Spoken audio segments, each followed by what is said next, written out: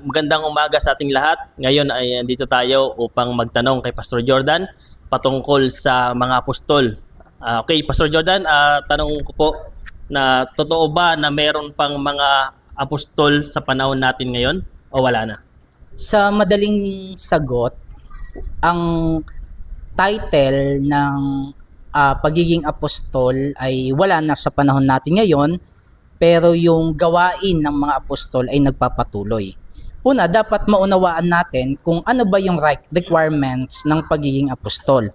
Una, dapat kasama ka ng Panginoong Jesucristo sa kanyang ministeryo nung nandito pa siya sa lupa. Pangalawa, saksi ka sa muling pagkabuhay ng Panginoong Jesucristo. Pangatlo, pinili ka ng Panginoon.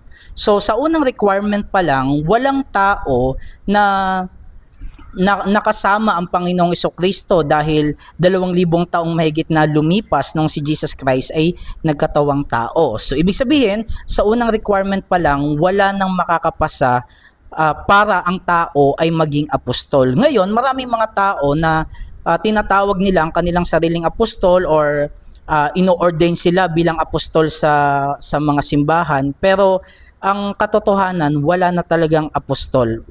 Tapos na, kumpleto na ang mga apostol. Nung namatay si Judas, pinalitan siya ni Matias, at ang pumili mismo ay ang Panginoon sa pamamagitan ng kanilang palabunutan. So, wala nang mga apostol sa panahon natin ngayon. Yung title ng pagiging apostol, halimbawa ikaw, Apostol Jerome, wala na yon.